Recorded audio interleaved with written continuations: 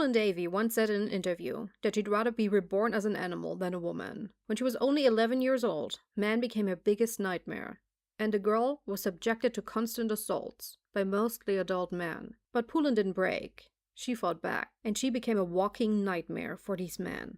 Let's talk about it. Pulin grew up in extreme poverty in rural India. With only 11, she was married off to a 30-year-old man that lived in the village next to the one she was born in. But she couldn't bear the assaults by her husband, so she ran back home.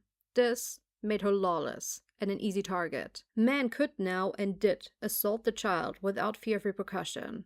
And even the police arrested her under false charges just to assault her and then let her go again. But everything changed in 1981. After Pulin had been kidnapped and assaulted by a group of upper caste men, she fled into the ravines of northern India. Everyone thought she would pass away there, but she didn't. With 18, she married the leader of a band of bandits called Vikram. And for the first time, it seemed like maybe the now young woman would finally get a happy end. She even managed to sneak into her old husband's village, beat the man bloody, and set him on a donkey to ride around the village and humiliate him. But her happiness wasn't to be. Vikram was killed, and the villager that orchestrated his death held Pulin hostage for 3 weeks, where the village man once more assaulted a woman. But Pulin managed to escape, and 17 months later, she returned to the village with a vengeance. While she was gone, she had become the head of her former husband's outlaw group, and from then on was only called the Bandit Queen. When she returned to the village, she had 22 of the village men shot.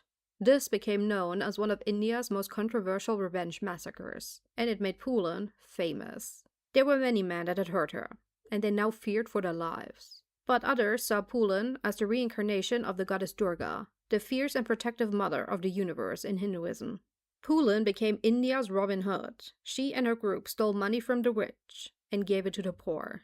The police, of course, couldn't let that stand, so they started hunting the group down. This led the police to blow an entire village up, Guloli, after they dropped explosives out of a helicopter. To stop the police from hurting innocent people, Pulin Davy surrendered herself on the 12th of February 1983, and she did it publicly, on a stage, in front of 10,000 people.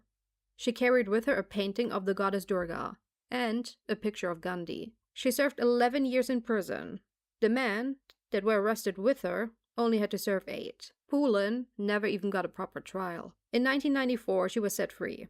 After that, she worked as an ambassador of human rights, and she was celebrated as a hero of the poor. And, most importantly to her, she became a fighter for women's rights and equality. From 1996 to 1999, she even got a seat in parliament for a socialist party. In 2001, Pulin was murdered.